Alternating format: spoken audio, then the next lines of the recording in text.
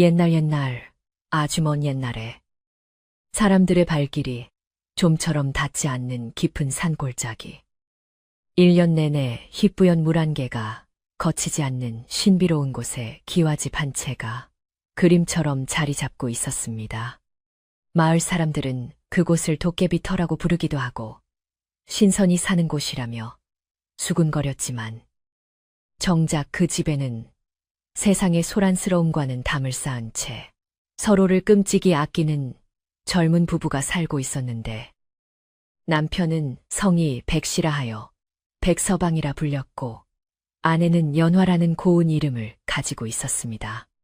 산새들조차 숨을 죽이고 날아다닐 만큼 고요한 이 산중에서 두 사람은 누구의 방해도 받지 않고 평화로운 나날을 보내고 있었으며 마당에는 사시사철 시들지 않는 푸른 대나무가 울타리를 이루어 집안의 온기를 포근하게 감싸주고 있었습니다.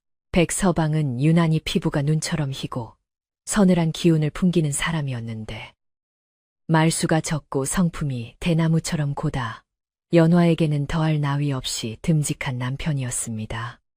그는 아침 일찍 일어나 마당을 쓸고 텃밭을 가꾸는 일에 한치 소홀함이 없었으며 그의 손길이 닿는 곳마다 식물들은 기이할 정도로 무럭무럭 자라나 흉년이 들어도 이 집 꽃감만큼은 비는 법이 없었습니다. 마을 사람들은 백서방이 어디서 왔는지 부모 형제는 누구인지 궁금해하며 쑥덕거렸지만 백서방은 자신의 과거에 대해 입을 굳게 다문 채 오직 아내 연화를 위해 장작을 패고 물을 기르며 묵묵히 가장의 도리를 다할 뿐이었습니다. 연화는 그런 남편을 깊이 신뢰하고 따랐으며 비록 남편의 몸이 한여름에도 서늘할 정도로 차가웠지만 그 품에서 느껴지는 마음만은 세상 그 무엇보다 따뜻하다는 것을 알고 있었습니다. 어느 날 연화에게 태기가 있어 배가 불러오기 시작하자 집안에는 더욱 큰 기쁨이 찾아왔는데 백서방은 아내의 부른 배를 볼 때마다 기쁨과 동시에 알 수 없는 깊은 슬픔이 서린 눈으로 먼 산을 바라보곤 했습니다. 그는 자신이 사람이 아닌 천년을 묵은 흰 뱀이라는 사실을 아내에게 숨기고 있었기에 행여나 태어날 아이에게 자신의 기운이 미칠까봐 혹은 자신의 정체가 탄로나 가족의 행복이 깨질까봐 밤잠을 설치며 괴로워했습니다.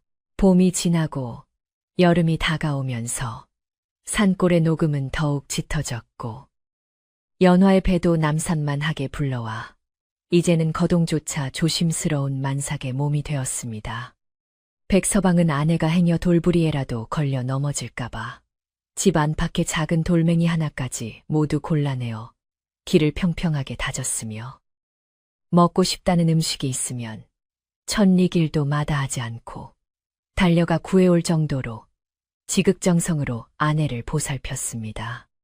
연화는 그런 남편의 정성에 감동하여 밤마다 남편의 손을 잡고 당신 같은 분을 만난 것은 제 평생의 복입니다라고 말하며 행복한 미소를 지었지만 그럴 때마다 백서방은 잡은 손에 힘을 주며 아무 말 없이 고개를 끄덕일 뿐이었습니다.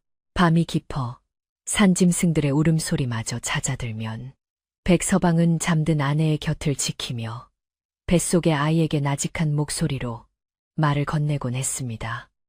아가야, 부디 어미를 닮아 맑고 고운 사람으로 태어나거라. 아비의 서늘한 피는 받지 말고 오직 따뜻한 사람의 온기만을 가지고 세상에 나오거라.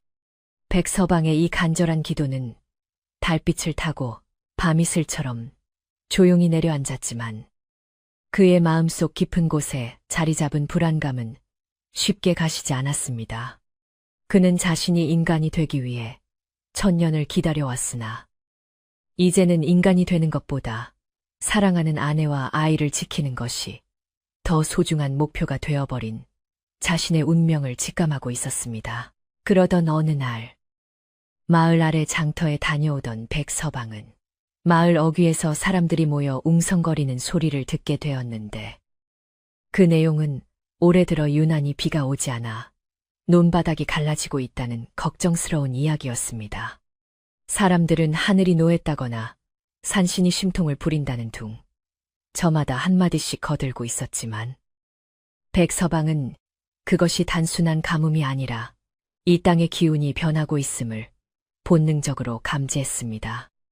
그는 자신의 영물로서의 감각을 통해 대지의 물길이 막히고 뜨거운 기운이 솟아오르는 것을 느꼈고 이것이 혹시라도 자신의 존재가 자연의 섭리를 거스르고 인간과 섞여 살고 있기 때문에 벌어지는 일이 아닐까 하는 자책감에 빠지기도 했습니다. 집으로 돌아온 백서방은 아무 일 없었다는 듯 평온한 얼굴로 아내를 대했지만 연화는 남편의 미간에 잡힌 희미한 주름을 놓치지 않고 걱정스러운 목소리로 물었습니다.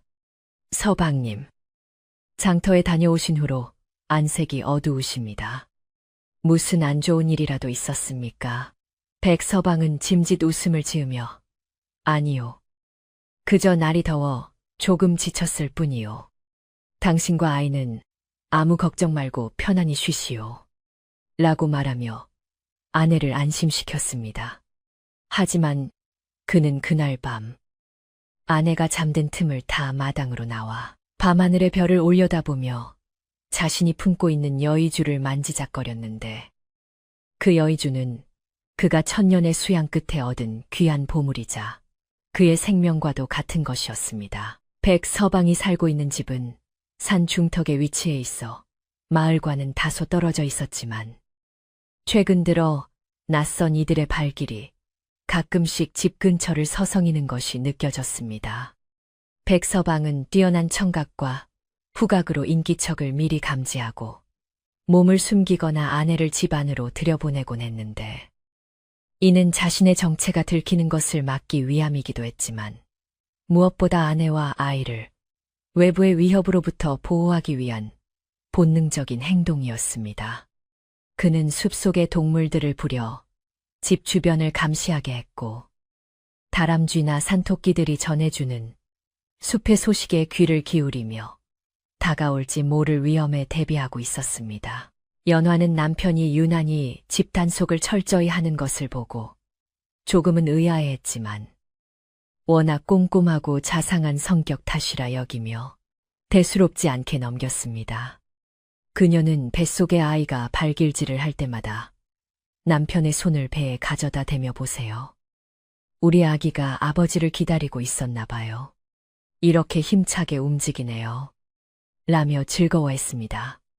백서방은 그럴 때마다 차가운 손을 비벼 따뜻하게 만든 뒤 조심스럽게 아내의 배를 쓰다듬었는데 그의 손길이 닿으면 신기하게도 아이는 얌전해지며 편안함을 느끼는 듯했습니다. 그것은 아마도 뱃속의 아이가 아버지의 본 모습이 무엇이든 상관없이 그 안에 담긴 깊은 사랑을 느끼고 있기 때문일 것입니다.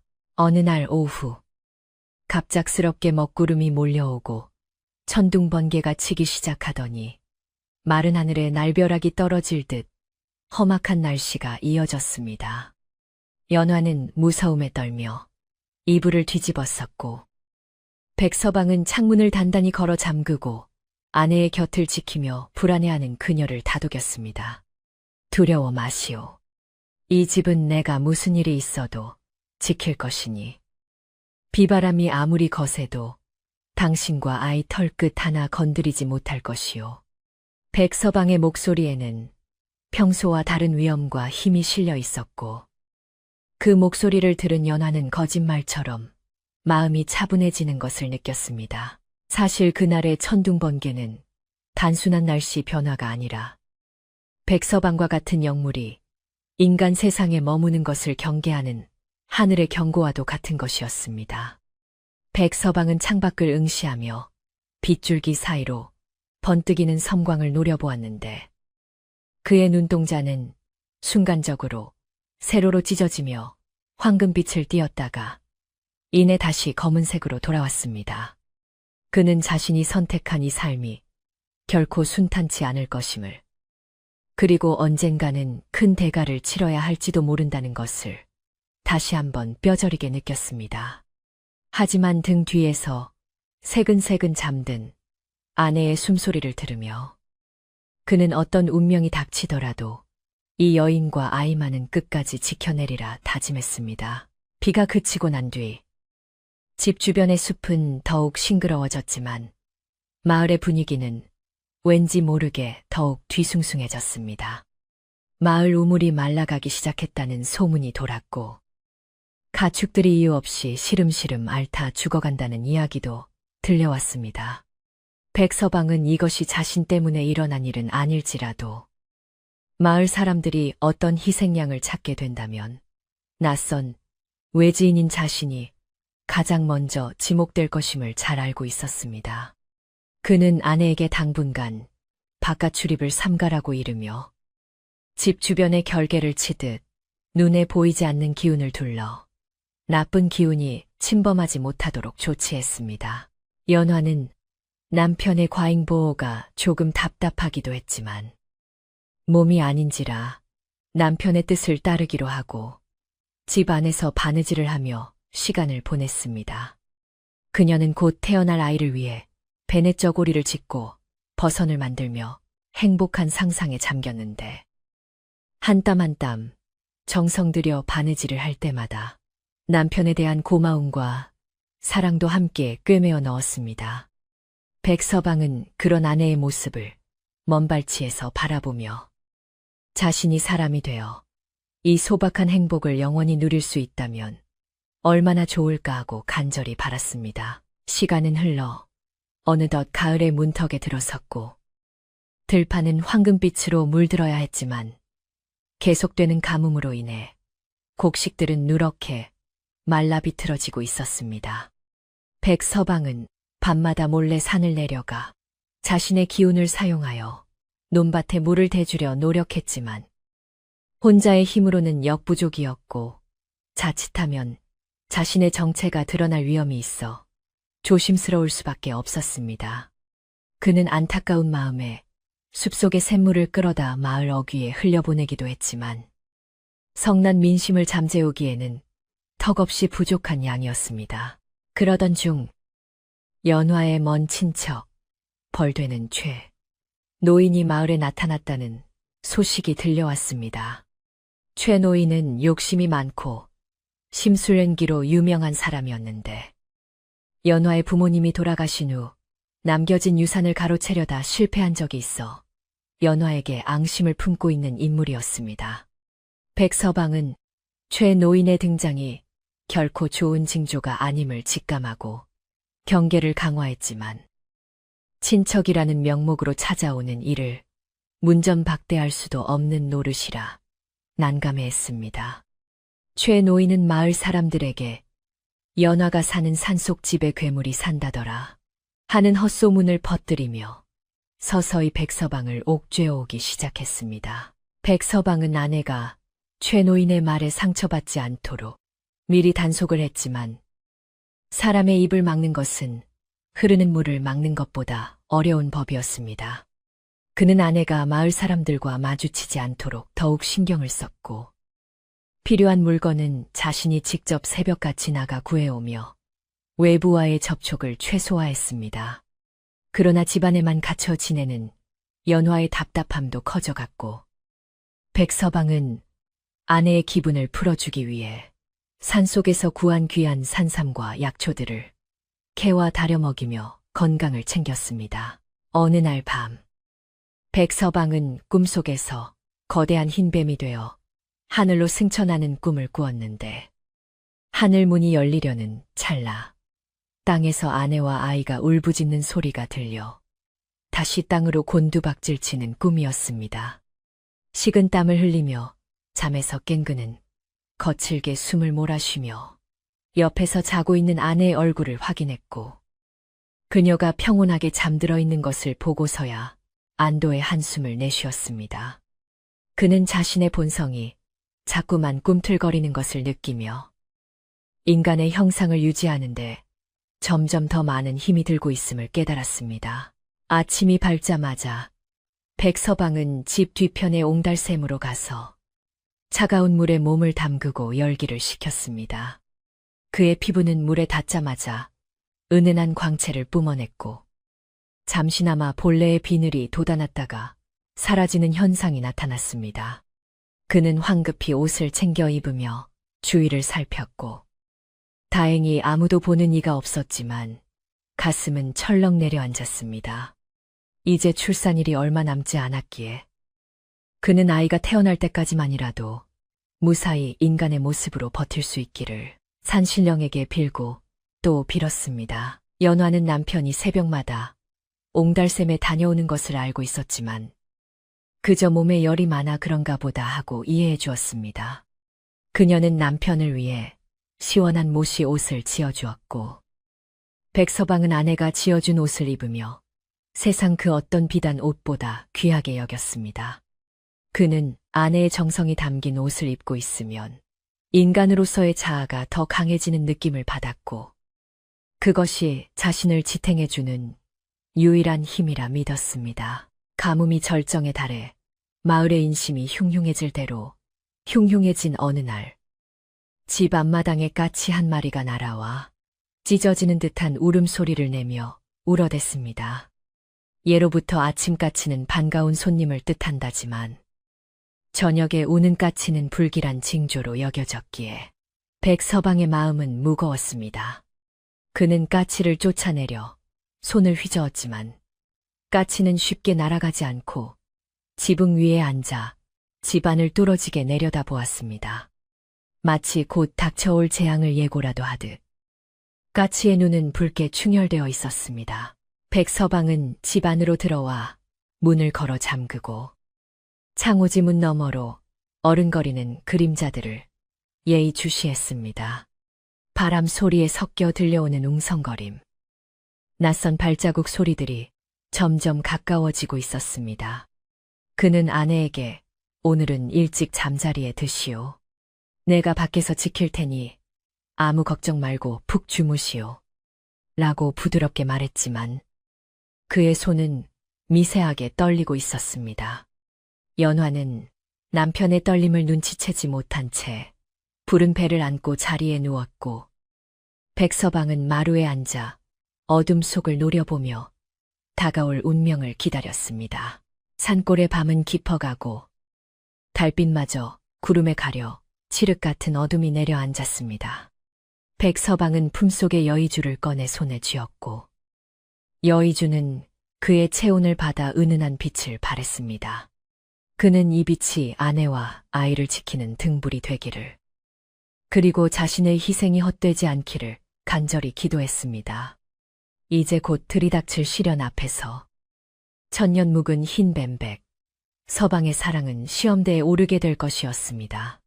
그의 깊은 한숨이 밤안개와 섞여 허공으로 흩어졌습니다. 마을의 불길한 기운이 감돌기 시작한 것은 가뭄이 극에 달해 논바닥이 거북이 등껍질처럼 쩍쩍 갈라지던 어느 날 오후였습니다. 마을 어귀에 낯선 지팡이 소리가 들려오더니 갓을 비스듬히 쓰고 곰방대를 입에 문 노인 한 명이 나타났는데 그는 바로 연화의 먼 친척인 최 노인이었습니다. 최 노인은 본래 욕심이 많고 남의 것을 탐내는 성미를 가진 자로 소문에 의하면 산속에 사는 연환의 집이 가뭄에도 불구하고 유독 풍요롭다는 이야기를 듣고 그 재물을 노려 찾아온 것이었습니다. 그의 눈은 먹이를 노리는 뱀처럼 번들거렸고 메마른 마을 풍경을 둘러보며 혀를 차는 신획을 했지만 속으로는 이 흉흉한 분위기를 어떻게 이용할까 궁리하고 있었습니다. 최 노인은 곧장 연화와 백서방이 사는 산 중턱의 기와 집으로 향했는데 집 근처에 다다를수록 믿을 수 없는 풍경이 펼쳐졌습니다. 아래쪽 마을은 물 한 방울이 귀에 곡식이 타들어가고 있었지만 이 집 주변만큼은 싱그러운 초록빛이 가득했고 대나무 숲에서는 시원한 바람이 불어왔으며 텃밭의 채소들은 윤기가 흐르고 있었습니다. 최 노인은 그 광경을 보자마자 질투와 탐욕으로 가슴이 뛰기 시작했고 이 비옥한 땅과 집을 기필코 자신의 것으로 만들겠다는 검은 마음을 품게 되었습니다. 그는 헛기침을 크게 하며 대문을 두드렸고 인기척을 듣고 나온 연화는 오랜만에 보는 친척 어른이라 반가운 반, 두려운 반으로 그를 맞이했습니다.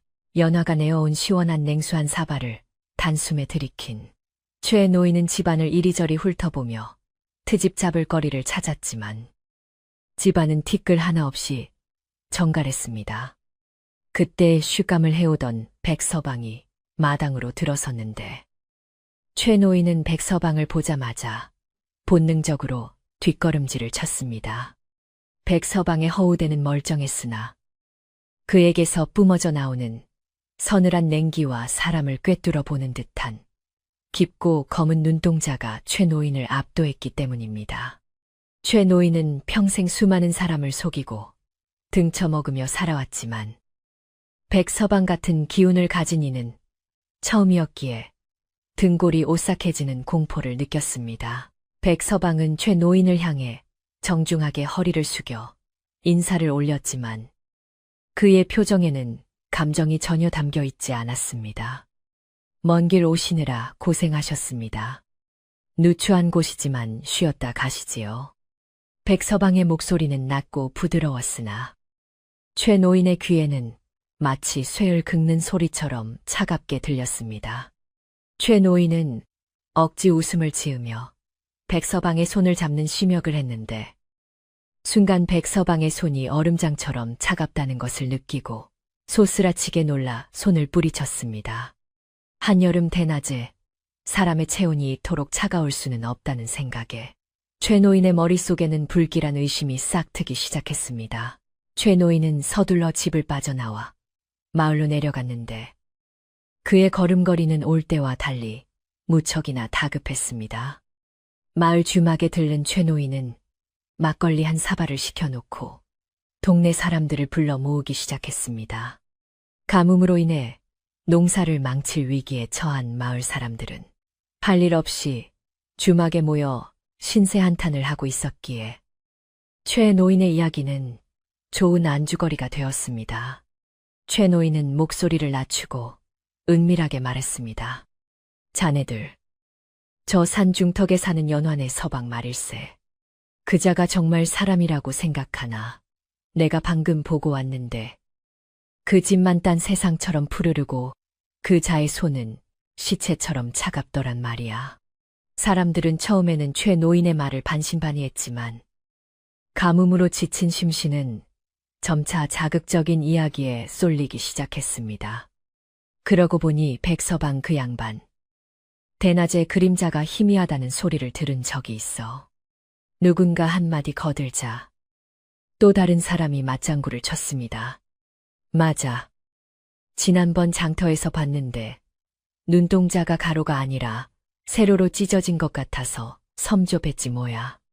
근거 없는 소문은 꼬리에 꼬리를 물고 퍼져나갔고 마을 사람들의 마음속에는 백서방에 대한 막연한 두려움과 적개심이 자라나기 시작했습니다.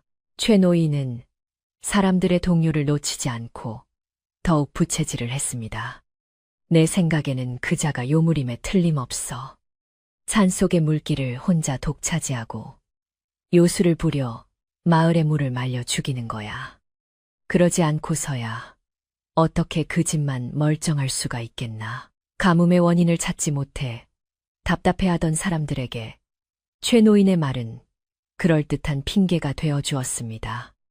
사람들의 눈빛은 점점 흉흉해졌고 어제까지만 해도 얌전하고 성실한 이웃으로 여겼던 백서방은 순식간에 마을을 위협하는 공공의 적으로 변해가고 있었습니다. 백서방은 마을에서 들려오는 심상치 않은 기운을 이미 감지하고 있었습니다. 그는 숲의 정령들과 바람이 전해주는 이야기를 통해 최 노인이 자신을 모함하고 있음을 알았지만 섣불리 나서서 해명할 수도 없는 노릇이었습니다.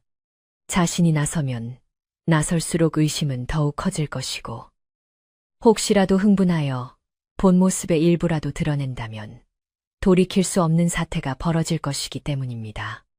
그는 집 주변의 결계를 더욱 단단히 하고 아내 연화에게는 마을 인심이 사나우니 당분간은 대문 밖으로 나가지 마시오라고 거듭 당부했습니다. 연화는 영문도 모른 채 남편의 말을 따랐지만 가끔 담장 너머로 들려오는 사람들의 웅성거림에 불안감을 감출 수 없었습니다. 그녀는 남편에게 마을 사람들이 우리를 미워하는 것 같아요. 우리가 가진 것을 좀 나누어 주면 어떨까요? 라고 조심스럽게 물었습니다. 백서방은 씁쓸한 미소를 지으며 아내의 머리를 쓰다듬었습니다. 사람들의 마음이 가물어 메마른 탓이오. 곡식을 나누어 준다고 해서 그들의 의심이 사라지지는 않을 것이오. 하지만 당신 뜻이 정그러하다면 내일 날이 밝는 대로 곳간을 열어보리다. 다음 날 백서방은 약속대로 쌀 가마니와 채소를 수레에 싣고 마을 입구에 가져다 놓았습니다. 하지만 마을 사람들의 반응은 싸늘하기만 했습니다. 그들은 백서방이 가져온 식량을 보며 요물이 만든 것이니 독이 들었을지도 모른다며 손조차 대지 않으려 했고, 개 중에는 돌멩이를 던지며 내 놈이 물을 훔쳐가서 우리 농사를 다 망쳤다 라고 고함을 지르는 이도 있었습니다. 백서방은 묵묵히 돌을 맞으며 고개를 숙였고 아무런 변명도 하지 않은 채 빈 수레를 끌고 다시 산으로 올라가야 했습니다.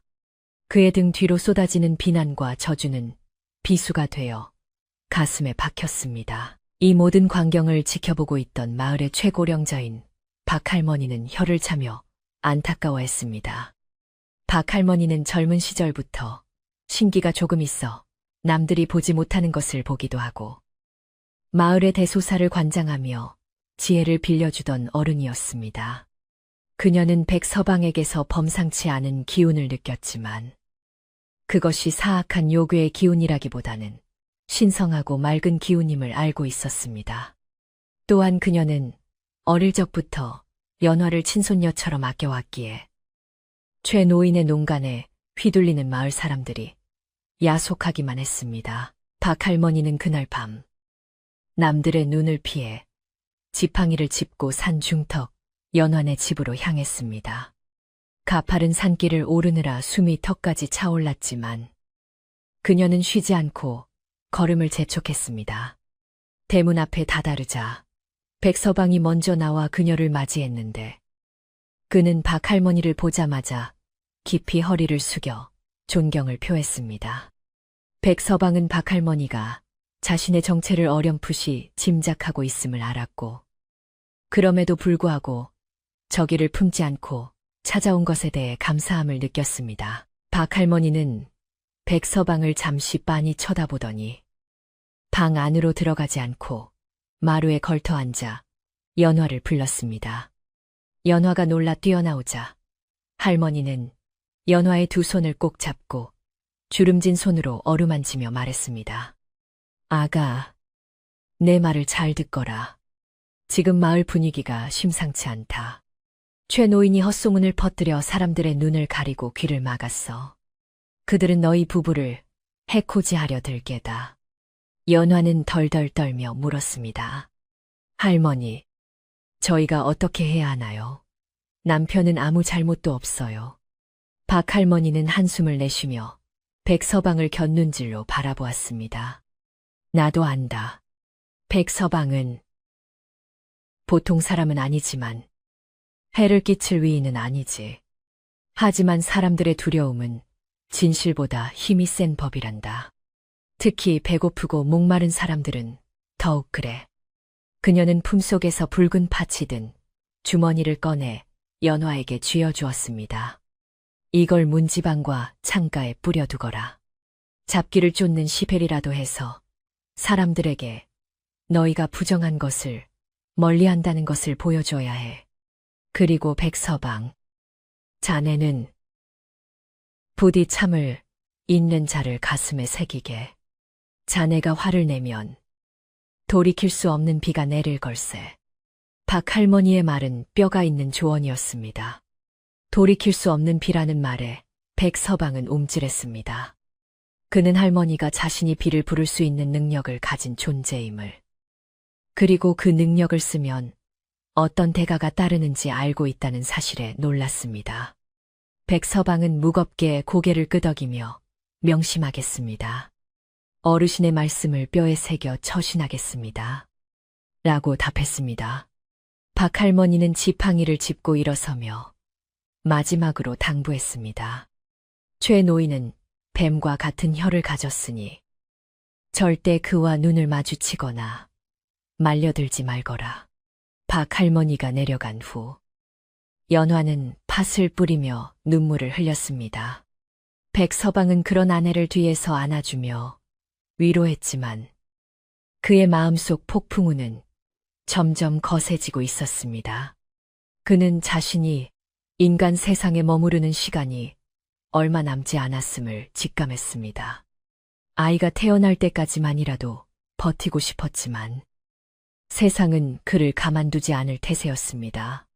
그는 밤새도록 마당을 서성이며 하늘을 올려다보았지만 야속한 하늘은 구름 한 점 없이 맑아 별빛만 총총히 빛나고 있었습니다. 며칠 후 최 노인은 마을 청년들을 모아 작당을 모의했습니다.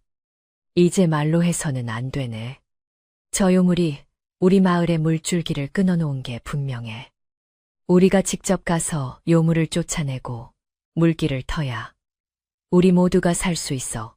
굶주림과 목마름에 지친 청년들은 최 노인의 선동에 쉽게 넘어갔고 몽둥이와 낫을 들고 산을 오를 준비를 하기 시작했습니다. 그들의 눈에는 더 이상 이성이 남아있지 않았고 오직 생존을 위한 맹목적인 분노만이 가득했습니다. 백서방은 바람에 실려오는 살기를 느꼈습니다. 수십 명의 발자국 소리, 거친 숨소리, 쇠붙이가 부딪히는 소리가 산을 타고 올라오고 있었습니다. 그는 자고 있는 아내를 깨우지 않기 위해 조심스럽게 방문을 닫고 마당으로 나섰습니다. 대나무 숲이 바람에 흔들리며 스산한 소리를 냈고 숲속의 동물들은 이미 위험을 감지하고 어디론가 숨어버려 사방이 죽은 듯이 고요했습니다. 백서방은 대문 앞을 지키고 서서 다가오는 횃불의 행렬을 바라보았습니다. 그의 손은 불끈 쥐어져 있었고 손톱은 살을 파고들었습니다. 인간으로서의 삶을 지키고 싶은 마음과 영물로서의 힘을 개방하여 저들을 쓸어버리고 싶은 본능이 격렬하게 충돌했습니다. 하지만 그는 기억했습니다. 화호를 내면 비유가 내린다. 박할머니의 경고는 단순한 비유가 아니었습니다. 그가 분노하여 본성을 드러내면 엄청난 폭우와 함께 재앙이 닥칠 수 있음을 의미했습니다. 그는 심호흡을 하며 마음을 다잡으려 애썼지만 아내와 뱃속의 아이를 생각하면 피가 거꾸로 솟는 듯 했습니다. 마을 사람들의 횃불이 집 앞까지 당도하자 최 노인이 제일 먼저 나서서 소리쳤습니다. 이 요물아, 당장 이 집에서 나와라. 내 놈이 숨기고 있는 그 흉측한 본 모습을 드러내고 우리 마을을 떠나라. 사람들은 웅성거리며 백서방을 향해 돌을 던지기 시작했고 그중 하나가 백서방의 이마를 스치고 지나가 붉은 피가 흘러내렸습니다. 백서방은 피를 닦지도 않은 채 꼿꼿이 서서 그들을 노려보았습니다. 그의 눈빛이 일순간 번뜩이자 사람들은 주춤하며 뒤로 물러섰지만 최 노인은 멈추지 않고 더욱 악을 썼습니다. 방 안에서 자던 연화가 소란스러운 소리에 잠에서 깨어 밖으로 나왔습니다. 서방님, 무슨 일인가요? 밖이 왜 이리 소란스러운가요? 연화의 목소리에 백서방은 황급히 뒤를 돌아보며 외쳤습니다. 나오지 마시오. 안으로 들어가 문을 잠그시오. 하지만 이미 연화는 마루 끝에 서 있었고 횃불에 비친 남편의 피, 묻은 얼굴과 살기등등한 마을 사람들을 보고 비명을 지르며 주저앉았습니다. 최 노인은 연화를 보자 비릿한 미소를 지으며 소리쳤습니다. 저 여자를 봐라. 요물과 살더니 배가 산만해졌구나. 저 뱃속에 든 것도 필시 사람이 아닐게다. 그 말은 백서방의 인내심을 끊어놓는 결정적인 한마디였습니다. 백서방의 몸에서 푸르스름한 기운이 뿜어져 나오기 시작했고, 주변의 공기가 순식간에 차갑게 얼어붙었습니다. 바람이 멈추고 횃불이 일제히 꺼질 듯 흔들렸습니다. 백서방은 천천히 최 노인을 향해 걸음을 옮겼고, 그의 발자국마다 땅이 울리는 듯한 진동이 느껴졌습니다. 이제 더 이상 말로 해결할 수 있는 단계가 지나가고 있음을 백서방도 마을 사람들도 본능적으로 느끼고 있었습니다. 백서방의 몸에서 뿜어져 나온 서늘한 냉기는 한여름의 열기를 단숨에 집어삼키며 횃불을 들고 서 있던 마을 사람들의 살칸을 파고들었습니다. 방금 전까지 기세등등하게 고함을 지르던 사람들은 보이지 않는 거대한 벽에 부딪힌 듯 주춤거리며 뒷걸음질 쳤고, 그들의 눈동자에는 분노 대신 원초적인 공포가 서리기 시작했습니다. 백서방은 더 이상 사람 좋은 웃음을 짓던 평범한 사내가 아니었습니다. 그의 머리카락은 바람이 불지 않음에도 불구하고 허공에서 춤추듯 일렁거렸고, 꽉 쥔 주먹 주변으로는 희미한 푸른빛이 감돌고 있어 마치 도깨비불을 손에 쥐고 있는 듯한 형상이었습니다. 최 노인만이 탐욕에 눈이 멀어 그 공포를 온전히 느끼지 못한 채 바들바들 떨리는 다리를 억지로 지탱하며 쉰 목소리로 악을 써댔습니다. 보아라, 저 눈빛을 보란 말이다. 저게 어찌 사람의 눈이라 할 수 있겠느냐. 내 말이 맞지 않느냐. 저놈은 우리 마을의 전기를 빨아먹으러 온 요물이 틀림없다. 최 노인의 외침은 적막한 산속에 메아리쳐 더욱 기괴하게 들렸지만 선뜻 앞으로 나서는 이는 아무도 없었습니다. 사람들은 백서방의 뒤에서 창백하게 질려있는 연화와 그녀를 보호하듯 앞을 막아서고 있는 백서방의 등 뒤로 거대한 그림자가 일렁이는 것을 본 것만 같았습니다. 그것은 마치 집채만한 구렁이가 일리를 틀고 머리를 지켜든 듯한 형상이었는데, 횃불의 그림자 때문인지 아니면 헛것을 본 것인지 분간할 수 없어 더욱 오금이 저려왔습니다. 백서방은 천천히 고개를 들어 하늘을 올려다 보았습니다. 구름 한 점 없이 맑았던 밤하늘에 갑자기 먹물 같은 어둠이 몰려오기 시작하더니 달빛마저 그 어둠 속에 갇혀버리고 말았습니다. 그는 자신의 내면에서 요동치는 본성을 억누르기 위해 안간힘을 쓰고 있었지만 아내와 아이를 향한 위협은 그의 인내심을 한계치까지 몰아붙이고 있었습니다. 백서방의 가슴 속 깊은 곳에 숨겨져 있던 여의주가 주인의 분노에 반응하여 뜨겁게 달아오르기 시작했고, 그 열기는 백서방의 혈관을 타고 흐르며 인간의 껍데기를 안에서부터 조금씩 균열시키고 있었습니다.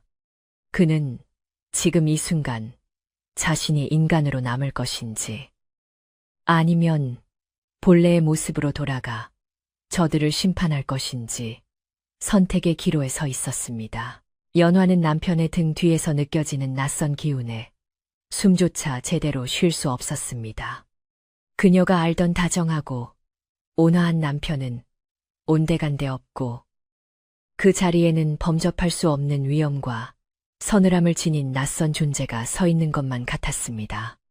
하지만 연화는 두려움 속에서도 남편의 옷자락을 꽉 움켜쥐었습니다.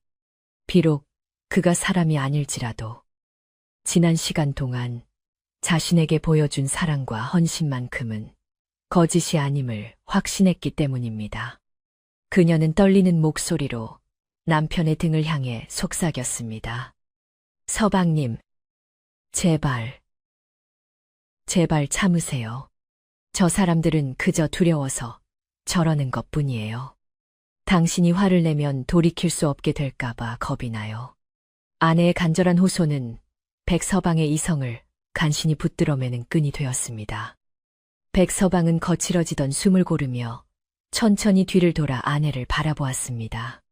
그의 눈동자는 순간적으로 세로로 찢어진 파충류의 눈에서 다시 인간의 눈으로 돌아왔지만 그 찰나의 순간을 연화는 놓치지 않았습니다. 그러나 그녀는 비명을 지르는 대신 남편의 눈을 똑바로 응시하며 고개를 저었습니다. 백서방은 그런 아내의 모습에 가슴이 미어지는 듯한 통증을 느꼈습니다. 자신의 정체를 알고도 도망치지 않는 여인. 이 여인을 위해서라면 천년의 수행도, 승천의 꿈도 모두 포기할 수 있을 것만 같았습니다. 백서방은 다시 마을 사람들을 향해 돌아섰습니다. 그의 목소리는 이전보다 한층 낮고 무겁게 깔려 마치 땅바닥을 긁는 천둥 소리처럼 들렸습니다. 나는 당신들에게 해를 끼칠 생각이 없소. 이 가뭄은 내 탓이 아니며 내가 떠난다고 해서 해결될 일도 아니오. 하지만 당신들이 정녕 내 집과 내 처자식을 건드리려 한다면 나는 내가 가진 모든 힘을 동원하여 그 대가를 치르게 할 것이오. 그의 경고는 단순한 엄포가 아니었습니다. 말이 끝남과 동시에 마당에 심어진 대나무들이 적하고 갈라지는 소리를 내며 부러졌고 굵은 빗방울 하나가 툭하고 최 노인의 가뒤에 떨어졌습니다. 빗방울은 곧이어 2방울, 3방울로 늘어나더니 순식간에 후두둑거리며 메마른 땅을 적시기 시작했습니다.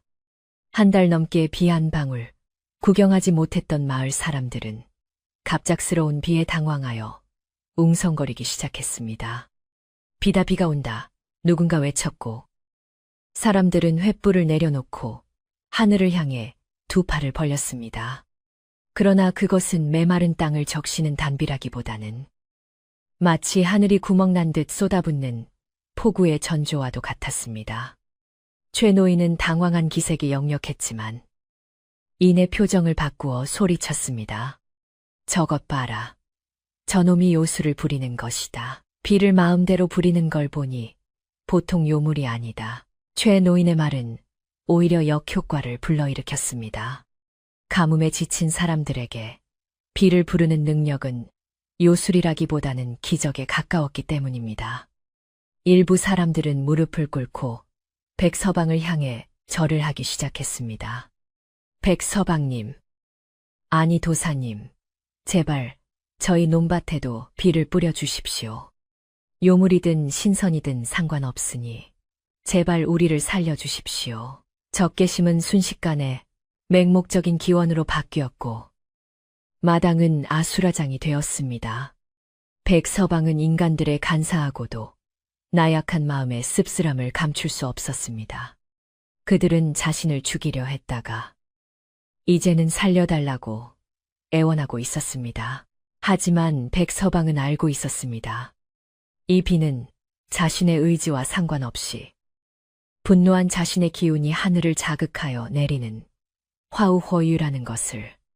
이대로 두면 비는 멈추지 않고 쏟아져 산사태를 일으키고 마을을 집어삼킬 것이 분명했습니다. 그는 자신의 기운을 조절하여 이 폭우를 멈추거나 아니면 제대로 된 비구름을 불러와 가뭄을 해결하고 조용히 사라져야 했습니다.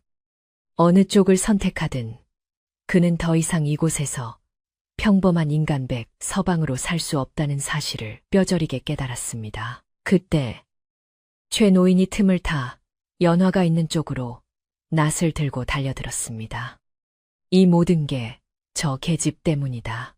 저 계집이 요물을 홀려 마을을 망치고 있어.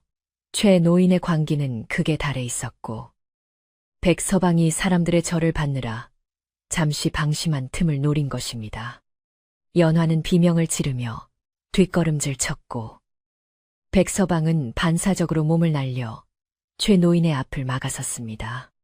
낫의 날카로운 날이 백서방의 팔을 스치고 지나갔고 붉은 피가 아닌 하얀 액체가 뿜어져 나와 땅을 적셨습니다. 그 장면을 목격한 모든 사람들의 숨이 턱 막혔습니다. 사람의 몸에서 붉은 피가 아닌 우유 빛깔의 하얀 피가 나오다니. 그것은 그가 인간이 아니라는 명백한 증거였습니다. 최 노인은 자신의 낫에 묻은 하얀 피를 보며 공포에 질려 낫을 떨어뜨렸고 엉덩방아를 두르며 뒤로 물러났습니다. 히익 저것 봐. 내 말이 맞지. 하얀 피다.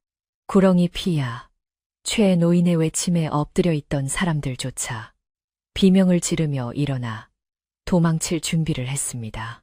백서방은 상처 입은 팔을 감싸 쥐었지만 고통스러운 기색은 없었습니다. 다만 그의 눈빛은 이제 완전히 슬픔으로 가득 차 있었습니다. 그는 피가 흐르는 팔을 들어 아내에게 보이지 않으려 애썼지만 연화는 이미 모든 것을 보았습니다. 그녀는 떨리는 손으로 남편의 팔을 잡으려 했지만 백서방은 부드럽게 그녀를 밀어냈습니다. 오지 마시오. 내 피가 닿으면 당신과 아이에게 해가 될 수 있소. 그의 목소리는 너무나도 차분해서 오히려 더 큰 비극을 예고하는 듯했습니다. 이제 돌이킬 수 없었습니다. 정체는 드러났고 마을 사람들과의 공조는 불가능해졌습니다. 백서방은 결단을 내린 듯 눈을 감고 깊은 숨을 들이마셨습니다.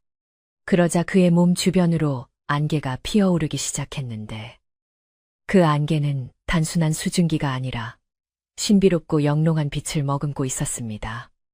안개는 점점 짙어져 백서방의 형체를 흐릿하게 만들었고 그 속에서 무언가 거대한 것이 꿈틀거리는 실루엣이 비쳤습니다. 마을 사람들은 공포에 질려 아무 말도 하지 못한 채 그 광경을 지켜볼 뿐이었습니다. 백서방은 안개 속에서 연화를 향해 마지막으로 인간의 목소리를 전했습니다. 부인, 놀라지 마시오. 내가 어떤 모습으로 변하더라도 내 마음은 오직 당신과 아이를 향해 있소. 오늘 밤, 이 지긋지긋한 가뭄을 끝내고 나는 내 운명을 따를 것이니 부디 나를 잊고 아이와 행복하게 사시오. 연화는 안개 속으로 손을 뻗으며 울부짖었습니다. 안 돼요. 가지 마세요. 모습이 변해도 상관없어요. 제 곁에 있어 주세요. 하지만 그녀의 손은 허공을 가를 뿐 남편에게 닿지 않았습니다. 하늘에서는 천둥 소리가 더욱 요란해졌고 번개가 칠 때마다 안개 속에 거대한 그림자가 번뜩였습니다. 그것은 분명 사람의 형상이 아니었습니다. 굵은 비늘이 번쩍이고 긴 몸통이 하늘을 향해 치솟으려는 듯 꿈틀대고 있었습니다. 백서방은 이제 인간의 옷을 벗어던지고 천년 동안 감추어왔던 자신의 본 모습을 드러내기 시작했습니다. 그것은 요괴가 아닌 승천을 앞둔 영물링후의 신성하고도 두려운 모습이었습니다. 마을 사람들은 그제야 자신들이 건드린 존재가 단순한 잡귀가 아님을 깨달았습니다. 그들은 산신령을 노하게 했다는 죄책감과 두려움에 사로잡혀 땅바닥에 머리를 박고 살려달라고 빌었습니다. 최노인조차 너무나 압도적인 기운에 눌려 입을 떡 벌린 채 넋이 나간 사람처럼 앉아 있었습니다. 오직 연화만이 눈물범벅이 된 얼굴로 안개 속의 남편을 끝까지 지켜보고 있었습니다. 그녀의 뱃속 아이도 아비의 결심을 느꼈는지 힘차게 태동하며 어미의 슬픔을 함께 나누고 있었습니다. 백서방은 자신의 몸 안에 있는 여의주를 운용하여 하늘의 기운을 불렀습니다. 그의 의식은 점점 인간의 사고방식에서 벗어나 자연의 거대한 흐름과 동화되어 갔습니다. 아내에 대한 사랑, 아이에 대한 그리움, 인간 세상에 대한 미련. 이 모든 감정들이 여의주의 힘을 증폭시키는 촉매제가 되었습니다. 그는 자신의 생명을 태워 비를 부르는 주문을 완성해 나갔습니다. 그의 몸은 점점 커져 기와집 지붕보다 높게 솟아올랐고 하얀 비늘은 어둠 속에서도 눈부시게 빛났습니다. 빗줄기는 이제 폭포수처럼 쏟아져 내렸습니다. 하지만 아까와 달리 파괴적인 폭우가 아니었습니다. 메마른 대지를 적시고 죽어가던 나무를 살리고 갈라진 논바닥을 채우는 생명의 물이었습니다. 빗물은 마을 사람들의 얼굴에 흐르는 눈물과 섞여 흘러내렸습니다. 그것은 백서방이 흘리는 눈물이자 그가 세상에 남기는 마지막 선물이었습니다. 집 마당의 대나무들은 빗물을 머금고 다시 푸르게 되살아났지만 그 대나무 숲을 지키던 주인은 이제 다시는 돌아올 수 없는 길을 떠날 준비를 하고 있었습니다. 연화는 비를 맞으며 하염없이 하늘을 올려다보았습니다. 안개가 서서히 걷히면서 드러난 백서방의 모습은 인간이 상상할 수 있는 범주를 넘어선 것이었습니다. 거대하고 아름다운 백사, 바셔. 아니, 용이 되기 직전의 이무기가 그곳에 있었습니다. 그 눈은 여전히 슬프고도 다정하게 연화를 내려다보고 있었습니다. 그 시선이 마주친 순간 연화는 다리에 힘이 풀려 주저앉고 말았습니다. 두려움 때문이 아니었습니다. 너무나도 숭고하고 가슴 아픈 사랑의 실체를 마주했기 때문이었습니다. 이제 모든 것이 명확해졌습니다. 백서방은 사람이 아니었으나 사람보다 더 따뜻한 심장을 가진 존재였고, 마을 사람들은 사람이었으나 짐승보다 못한 탐욕을 가진 존재들이었습니다. 쏟아지는 빗소리 사이로 백서방의 낮은 울음소리가 섞여 들려왔습니다. 그것은 짐승의 포효가 아니라 사랑하는 이를 두고 떠나야 하는 지아비의 절규였습니다.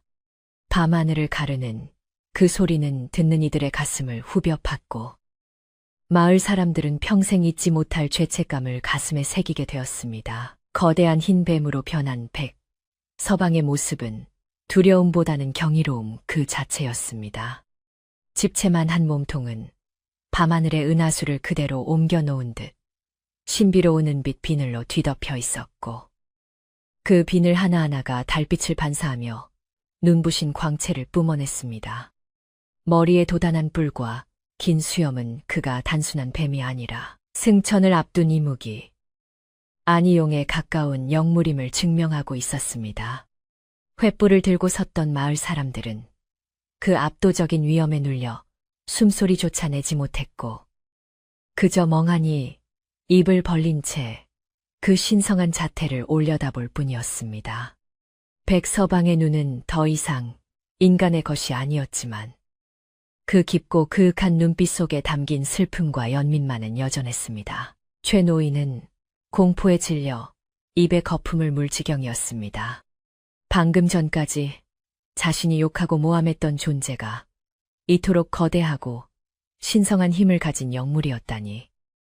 그는 자신의 어리석음과 불경함이 뼈저리게 후회되었습니다.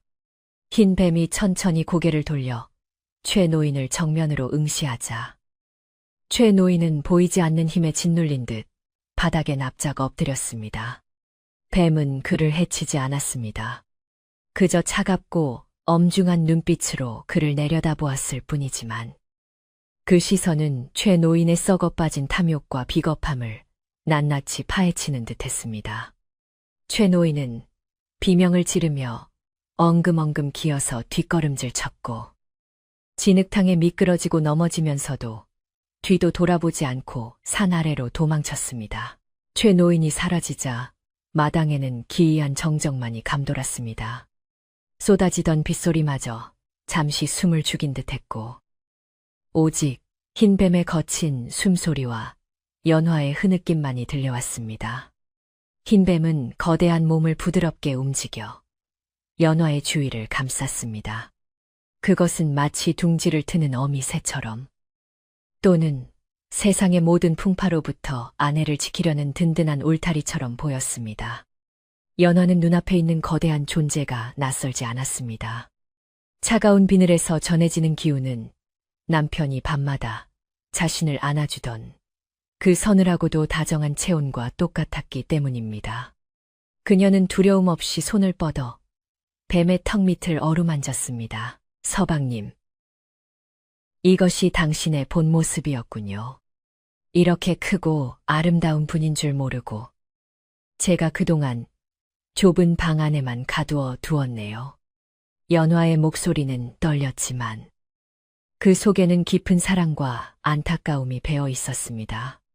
흰 뱀은 눈을 지그시 감으며 연화의 손길을 느꼈고, 그의 눈가에서 굵은 눈물 한 방울이 툭 하고 떨어져 연화의 손등을 적셨습니다.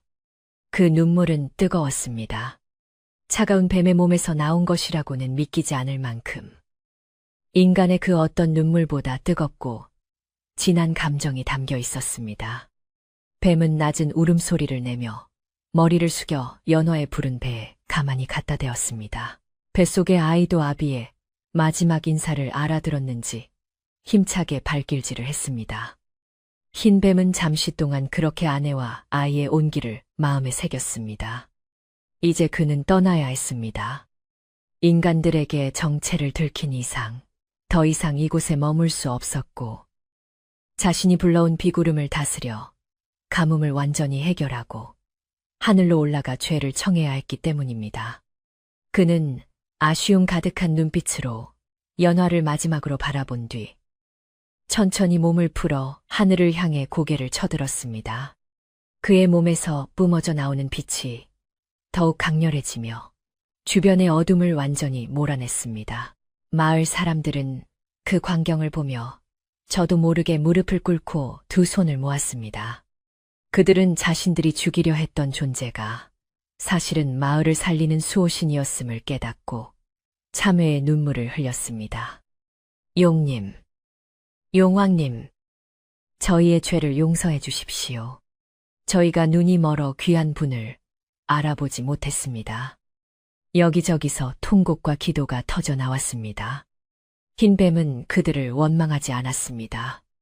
오히려 그가 입을 벌리자 그 안에서 여의주의 맑은 기운이 뿜어져 나와 마을 사람들의 몸을 감쌌고 그들의 마음에 깃든 공포와 광기를 씻어내 주었습니다. 그것은 진정한 용서이자 자비였습니다. 흰뱀은 이내 꼬리로 땅을 박차고 하늘로 솟아올랐습니다. 거대한 몸이 허공을 가르며 날아오르자 바람이 소용돌이쳤고 그가 지나간 자리에는 오색 찬란한 무지개 같은 빛의 길이 생겨났습니다. 그는 먹구름 속으로 뛰어들어 구름을 휘저으며 비를 뿌렸습니다. 그 비는 더 이상 폭우가 아니었습니다. 대지를 적시고 만물을 소생시키는 생명수였습니다. 사람들은 빗물을 받아 마시며 환호했습니다. 만세 비가 온다. 진짜 비가 온다. 빗물은 갈라진 논바닥을 메우고 말라버린 우물을 채우며 사람들의 찌든 마음까지 깨끗하게 씻어내렸습니다. 연화는 빛 속에 홀로 서서 남편이 사라진 하늘을 하염없이 바라보았습니다. 구름 사이로 흰 뱀의 꼬리가 언뜻 보였다가 이내 완전히 사라졌고 하늘에서는 멀리서 천둥 소리 같은 하지만 어딘가 다정한 남편의 목소리 같은 울림이 들려왔습니다. 부디 건강하시오. 내 비록 몸은 떠나나 영혼만은 항상 그대 곁을 지킬 것이니. 연화는 그 소리를 듣고 자리에 주저앉아 오열했습니다. 하지만 그 눈물은 절망의 눈물이 아니라 남편을 무사히 보내고 그의 사랑을 확인한 자의 벅찬 눈물이었습니다. 새벽이 밝아오자 비는 보슬비로 변해 촉촉하게 대지를 적시고 있었습니다. 밤새 소란스러웠던 산골 마을은 언제 그랬냐는 듯 고요를 되찾았고 공기는 맑고 상쾌했습니다. 연화의 집마당에 쓰러져 있던 마을 사람들은 하나둘씩 정신을 차리고 일어났습니다. 그들은 부끄러움에 고개를 들지 못한 채 서로의 얼굴만 쳐다보았습니다. 누군가 먼저 빗자루를 들고 마당을 쓸기 시작했습니다. 우리가 몹쓸 짓을 했어. 이 집 마당을 더럽히고 주인을 쫓아냈으니 청소라도 해놓고 가야지.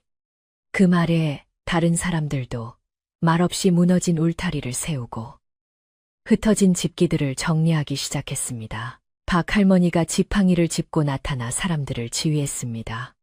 자, 넋 놓고 있지 말고 얼른 움직여. 백서방이 우리에게 베푼 은혜를 생각해서라도 남은 부인이 편히 쉴 수 있도록 해줘야 할 것 아니냐. 할머니의 호통에 마을 사람들은 죄송한 마음을 담아 부지런히 움직였습니다.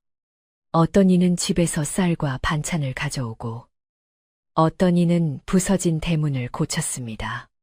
어젯밤의 살기는 온데간데 없고 그 자리에는 미안함과 고마움, 그리고 신비로운 체험을 공유한 사람들 간의 끈끈한 유대감이 자리 잡았습니다. 연화는 방 안에 들어와 젖은 옷을 갈아입고 남편이 평소 앉아있던 자리를 어루만졌습니다. 그곳에는 여전히 남편의 온기가 남아있는 듯 했습니다. 그녀는 남편이 남기고 간 옷가지를 품에 안고 맹세했습니다. 서방님, 당신의 희생이 헛되지 않게 할게요. 우리 아이, 당신처럼 훌륭하고 따뜻한 사람으로 키울게요. 그러니 하늘에서도 지켜봐 주세요. 그녀는 더 이상 울지 않았습니다. 그녀는 용의 아내였고 마을을 구한 영웅의 아내였기에 강해져야 했습니다. 마을 사람들은 이제 연화의 집을 용이 살던 집이라 부르며 신성시하기 시작했습니다. 함부로 근처에 와서 떠들거나 침을 뱉는 사람은 없었고 지나갈 때마다 두 손을 모아 예를 표했습니다. 도망친 최 노인의 집은 마을 사람들의 손가락질을 받다가 결국 흉가처럼 방치되었고 최 노인은 영영 마을에 돌아오지 못했다는 소문만 무성했습니다. 반면 연화의 집은 마을 사람들이 수시로 드나들며 캑감을 해주고 물을 길어주는 덕분에 가장이 없어도 부족함 없이 지낼 수 있게 되었습니다. 비가 그친 후 마을의 들판은 기적처럼 다시 푸르게 변했습니다. 죽어가던 벼들이 고개를 들었고 채소들은 하루가 다르게 쑥쑥 자랐습니다. 사람들은 이것이 백서방이 주고 간 선물이라 믿었습니다. 가뭄이 해갈되자 인심도 넉넉해졌고 마을 사람들은 예전보다 더욱 서로를 아끼고 돕게 되었는데 이는 모두 그날 밤의 사건이 준 교훈 덕분이었습니다. 그들은 탐욕이 얼마나 무서운 결과를 초래하는지 그리고 진정한 희생이 무엇인지 똑똑히 목격했기 때문입니다. 연화는 날이 갈수록 배가 불러왔지만 얼굴에는 평온함이 깃들어 있었습니다. 그녀는 가끔 마루에 앉아 대나무 숲을 바라보곤 했는데 바람이 불 때마다 대나무들이 서로 부딪히며 내는 소리가 마치 남편이 속삭이는 소리처럼 들렸기 때문입니다. 잘 지내고 있어. 아이는 잘 크고 있어. 바람결에 실려오는 그 목소리에 연화는 미소로 화답했습니다. 네, 저도 아이도 잘 있어요. 당신 덕분에 온 마을이 평화로워요. 그녀는 혼자였지만 결코 혼자가 아니었습니다. 어느 날 밤, 연화는 꿈을 꾸었습니다. 꿈속에서 백색 도포를 입은 남편이 환한 미소를 지으며 나타났습니다. 그는 예전보다 훨씬 더 맑고 성스러운 기운을 풍기고 있었습니다. 부인, 나는 이제 하늘의 부름을 받아 진정한 용이 되어가고 있소. 당분간은 내려올 수 없지만 아이가 태어날 때 꼭 맑은 정기를 보내주리다. 그러니 걱정 말고 순산을 준비하시오. 남편은 연화의 이마에 입을 맞추고 연기처럼 사라졌습니다. 잠에서 깬 연화의 몸은 깃털처럼 가벼웠고 마음은 봄 햇살처럼 따뜻했습니다. 출산의 달이 다가오자 마을 안악들이 조를 짜서 연화의 집을 지켰습니다. 박할머니는 아예 짐을 싸들고 와서 연화의 곁에 머물렀습니다.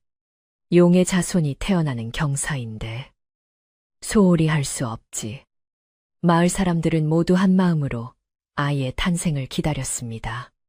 그것은 백서방에 대한 속죄이자 그가 남긴 사랑에 보답하는 길이기도 했습니다.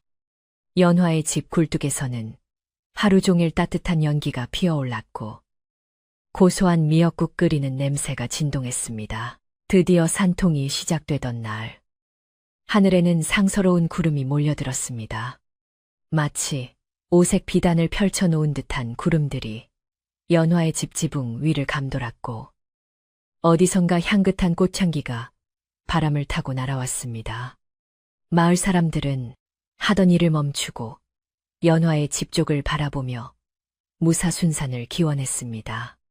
방 안에서 연화의 신음소리가 들려왔지만 그 소리는 고통보다는 희망에 차 있었습니다. 박할머니와 안악들은 분주하게 움직이며 새 생명을 맞이할 준비를 마쳤습니다. 힘을 내거라 조금만 더. 다 나왔다. 박 할머니의 동료 속에 연화는 마지막 힘을 쏟아부었습니다. 그때 갑자기 하늘에서 맑은 천둥 소리가 쿵하고 울리더니 집 안가득 눈부신 빛이 쏟아져 들어왔습니다. 그리고 우렁찬 아이의 울음소리가 터져 나왔습니다. 응애, 응애. 그 소리는 마치 산천 초목을 깨우는 듯 씩씩하고 맑았습니다.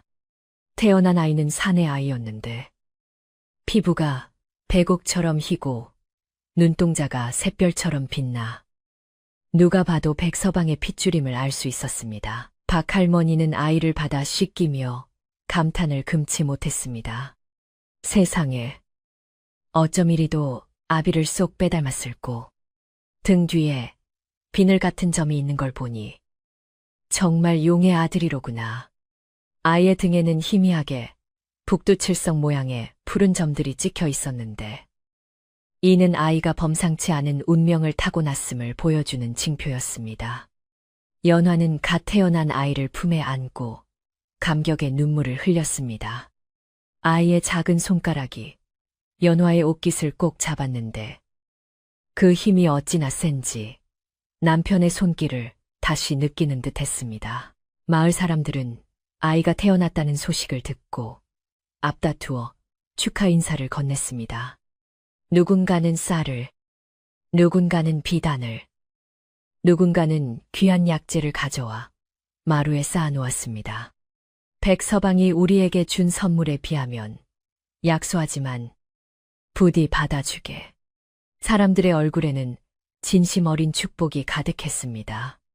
연화는 아이를 안고 사람들에게 고개 숙여 감사했습니다.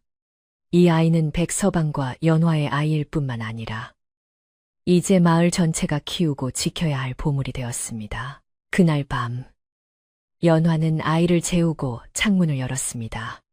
밤하늘은 유난히 맑았고 달빛은 은은하게 마당을 비추고 있었습니다. 대나무 숲이 바람에 흔들리며 사락사락 소리를 냈습니다. 연화는 밤하늘 어딘가에서 자신들을 내려다보고 있을 남편에게 마음속으로 말을 건넸습니다. 보세요. 당신의 아들이에요. 당신을 닮아 맑고 씩씩해요. 당신이 지켜준 이 집에서 당신이 사랑한 이 마을 사람들과 함께 잘 키울게요. 그러자 밤하늘의 별 하나가 유난히 반짝이며 깜빡였습니다. 마치 남편이 눈을 깜빡이며 대답하는 것 같았습니다. 이제 연환의 집은 두려움의 대상이 아니라 마을의 구심점이 되었습니다. 과거의 오해와 갈등은 비에 씻겨 내려갔고 그 자리에는 이해와 화합의 싹이 삶습니다. 백서방은 비록 떠났지만 그의 정신은 마을 곳곳에 스며들어 사람들을 변화시켰습니다. 연화는 더 이상 숨어 지내는 여인이 아니었습니다. 그녀는 당당하게 아이를 업고 마을을 다녔고 사람들은 그녀를 존중하고 아꼈습니다. 집안의 곳간은 마을 사람들의 정성으로 늘 가득 찼고 연화의 얼굴에는 그늘 대신 환한 미소가 자리 잡았습니다. 이렇게 마을은 다시 평화를 되찾았습니다. 하지만 이것은 예전의 평화와는 달랐습니다. 예전의 평화가 고립된 평화였다면 지금의 평화는 소통과 나눔이 있는 따뜻한 평화였습니다. 백서방이 남기고 간 기적은 비단 빛뿐만이 아니라 사람들의 마음속에 심어놓은 선한 의지였습니다. 연화는 아이가 자라 아버지의 이야기를 물으면 그가 얼마나 훌륭하고 자비로운 존재였는지 그리고 우리를 얼마나 사랑했는지 밤새워 들려주리라 다짐했습니다. 산골 마을의 밤은 그렇게 깊어가고 연화와 아이는 흰뱀의 가호 아래 편안한 잠을 청했습니다. 세월은 흐르는 물과 같아서 어느덧 백서방이 흰뱀이 되어 승천하고 마을에 전설 같은 비를 뿌린 지 5해가 훌쩍 지났습니다. 그날의 비는 단순한 비가 아니었는지 그 후로 이 산골 마을에는 단 한 번도 가뭄이 들지 않았고 해마다 풍년이 들어 사람들의 곳간은 넘쳐났습니다.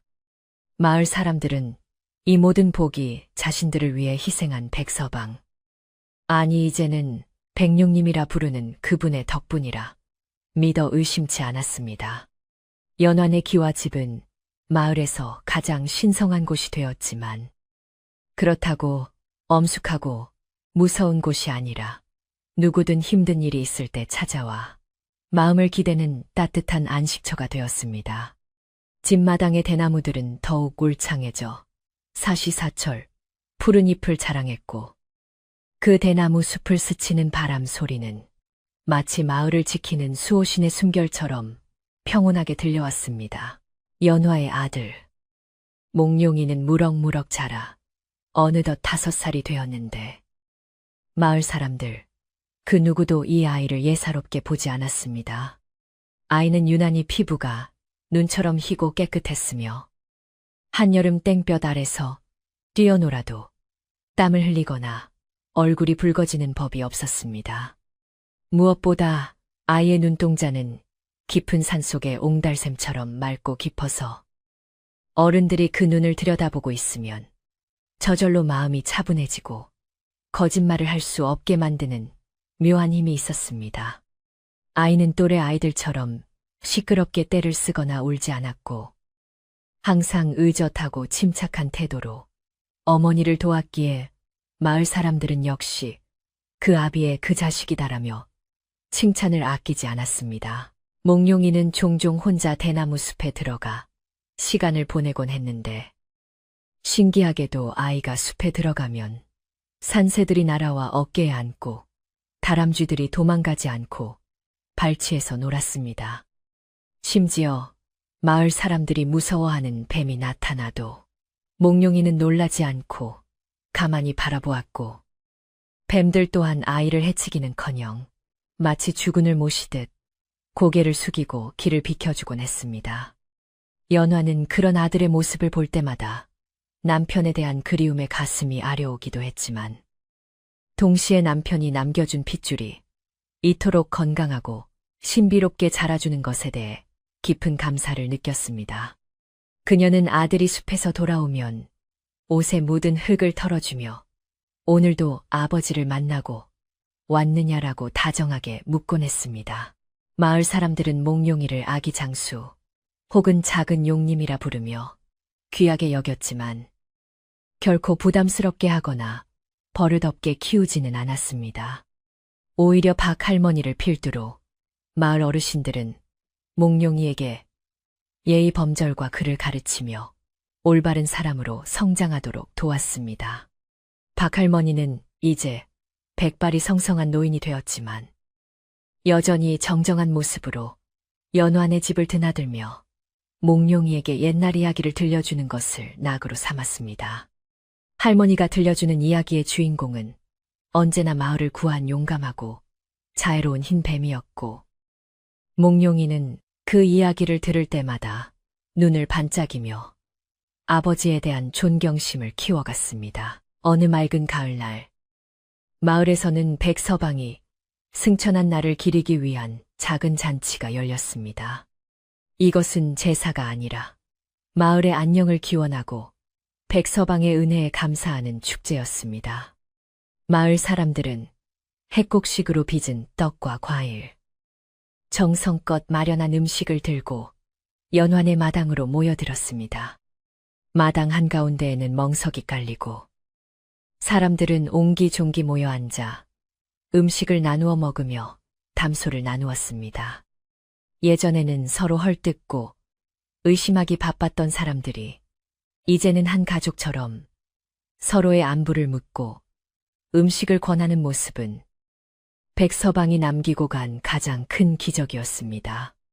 연화는 곱게 한복을 차려입고 손님들을 맞이하며 남편이 그토록 바랐던 평화로운 풍경을 흐뭇하게 바라보았습니다. 잔치가 무르익을 무렵 마을 이장이 술잔을 들어 하늘에 올리며 말했습니다. 백룡님, 당신 덕분에 올해도 우리 마을은 배틀는 이 하나 없이 무사히 가을을 맞이했습니다. 부디 하늘에서도 저희를 굽어 살피시고 남겨진 부인과 몽룡 도련님을 지켜주십시오. 사람들도 모두 잔을 들어 올리며 고맙습니다. 외쳤습니다. 그때 맑았던 하늘에 갑자기 하얀 구름 한 조각이 흘러와 연환의 집 지붕 위에 머무르더니 아주 가느다란 빗방울이 보슬보슬 내리기 시작했습니다. 햇빛이 쨍쨍한데 내리는 여우비였습니다. 사람들은 당황하기보다 환한 미소를 지으며 손바닥을 펼쳐 비를 맞았습니다. 허허, 백령님이 우리 술을 받으셨나 보네. 기분 좋다고 답을 주시는구먼. 몽룡이는 마루에 앉아 내리는 비를 바라보다가 무엇인가에 이끌린 듯 마당으로 걸어 나갔습니다. 아이가 비를 맞으며 서 있자 빗방울들이 아이의 몸을 피해 떨어지거나 아이의 몸에 닿으면 영롱한 빛으로 변해 사라지는 신기한 광경이 펼쳐졌습니다. 아이는 하늘을 향해 작은 손을 흔들며 아버지 오셨어요. 라고 맑은 목소리로 외쳤습니다. 그 순간 하늘에 뜬 구름이 마치 뱀이 챔리를 트는 모양으로 변하더니 거대한 무지개가 삼봉우리와 연환의 집 지붕을 연결하며 선명하게 피어올랐습니다. 마을 사람들은 그 장엄한 광경에 감탄하며 모두 일어나 무지개를 향해 고개를 숙였습니다. 연환은 빗속에 서 있는 아들에게 다가가 어깨를 감싸 안았습니다. 그녀는 아들을 통해 남편의 체온을 느낄 수 있었습니다. 그래, 아버지가 오셨구나. 우리 몽룡이가 무럭무럭 자란 모습을 보고 싶어서 오신 게야. 연화의 눈시울이 붉어졌지만 입가에는 행복한 미소가 번져 있었습니다. 몽룡이는 엄마의 손을 꼭 잡고 말했습니다. 어머니, 아버지는 정말 크고 멋진 분이세요. 구름 위에서 웃고 계셔요. 저도 나중에 커서 아버지처럼 사람들을 돕는 훌륭한 사람이 될래요. 아들의 기특한 말에 연화는 고개를 끄덕이며 아들을 품에 꼭 안아주었습니다. 그날 밤, 잔치가 끝나고 마을 사람들이 모두 돌아간 뒤 연환의 집에는 다시 고요가 찾아왔습니다. 하지만 그 고요는 적막함이 아니라 충만함이었습니다. 연환은 아들을 잠자리에 눕히고 머리맡에 앉아 부채질을 해주었습니다. 창호지 문 너머로 은은한 달빛이 스며들어 방 안을 비추었고 풀벌레 소리가 자장가처럼 들려왔습니다. 몽룡이는 하루 종일 뛰어노느라 피곤했는지 금세 눈꺼풀이 무거워졌지만 잠들기 전 어머니에게 물었습니다. 어머니, 아버지는 왜 하늘로 가셔야만 했나요? 우리랑 같이 살면 안 되었나요? 연화는 잠시 생각에 잠겼다가 조용히 입을 열었습니다. 아버지는 아주 특별한 분이셨단다. 땅에 사는 우리를 너무나 사랑하셔서 당신이 가진 모든 힘을 써서 메마른 땅을 살리셨지. 그 큰 힘을 쓰시려면 본래의 모습인 용이 되어야만 했고 용은 하늘에서 살아야 세상의 조화를 지킬 수 있단다. 비록 몸은 떨어져 있지만 아버지는 비가 되어 바람이 되어 햇살이 되어 항상 우리 곁에 계시는 거야.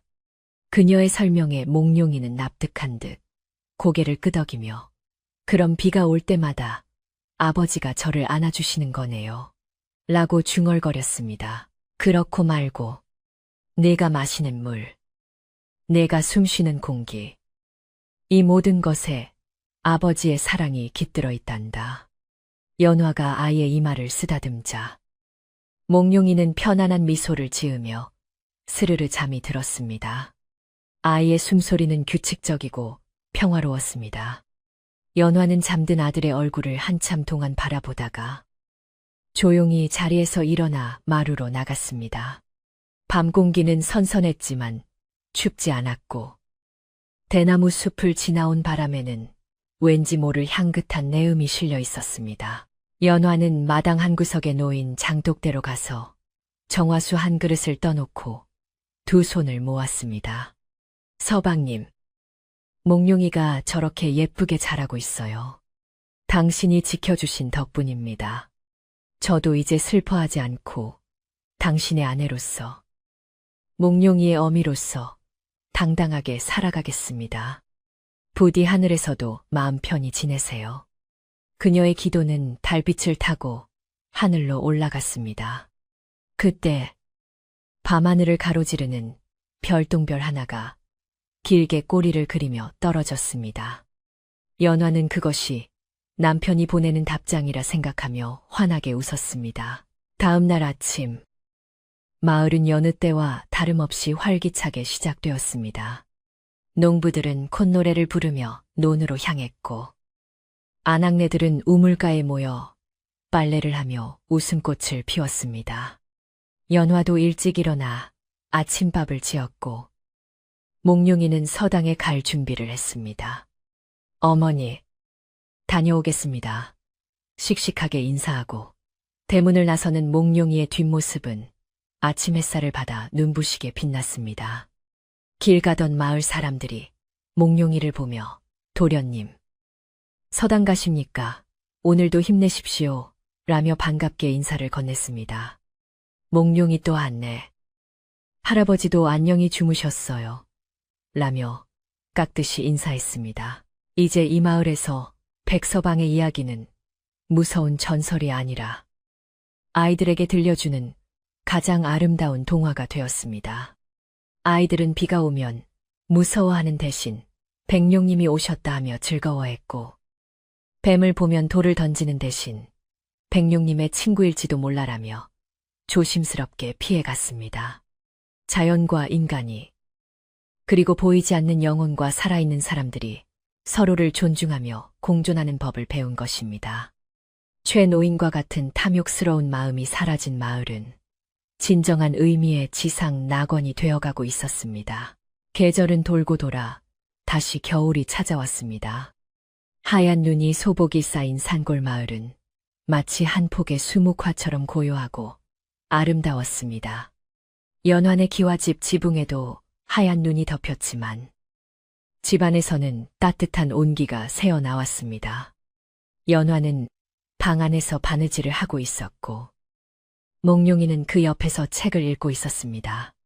화로에는 군밤이 타닥타닥 소리를 내며 익어가고 있었고, 구수한 냄새가 방 안을 가득 채웠습니다.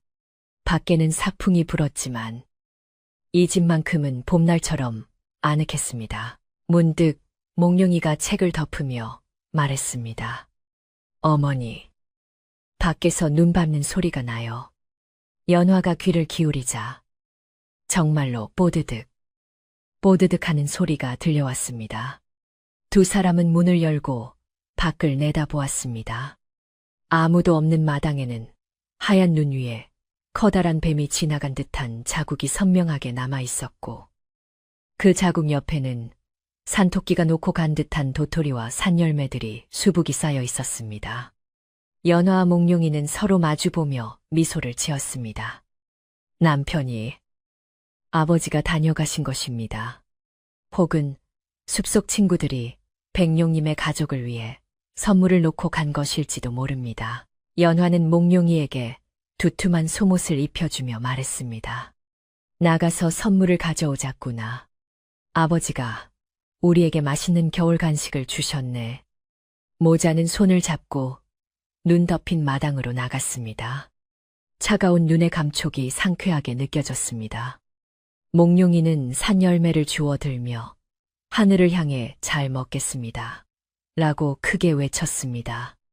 그 소리에 지붕 위에 쌓여있던 눈이 조금 쏟아져 내리며 마치 하늘이 웃는 듯한 소리를 냈습니다. 밤이 깊어 온 세상이 잠든 시각. 연화는 잠든 아들의 이불을 덮어주고 호롱불을 낮추었습니다. 벽에 걸린 남편의 낡은 갓을 바라보는 그녀의 눈빛은 더 이상 슬프지 않았습니다. 그녀는 알고 있었습니다. 이 평화가 영원할 것임을, 그리고 언젠가 먼 훗날 다시 만날 때까지 남편은 언제나 그 자리에서 자신들을 지켜줄 것임을.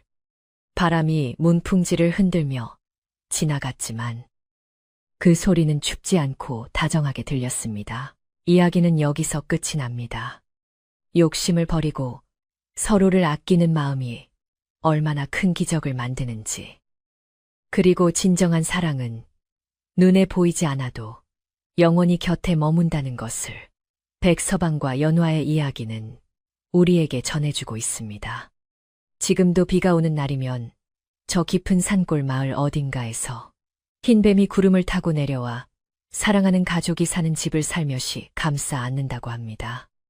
오늘 밤 여러분의 꿈속에도 따뜻하고 신비로운 백룡의 가호가 함께하기를 바랍니다. 자, 이제 등불을 끄고 편안히 눈을 감으세요. 밖에는 바람이 불고 세상은 어둡지만 여러분이 누운 이 자리는 세상에서 가장 안전하고 따뜻한 곳입니다. 옛 이야기 속에 몽룡이가 어머니의 품에서 단잠을 잤듯이 여러분도 깊고 편안한 잠에 빠져들 시간입니다. 솔솔 부는 바람 소리를 자장가 삼아 근심 걱정은 모두 내려놓고 좋은 꿈 꾸시길 바랍니다.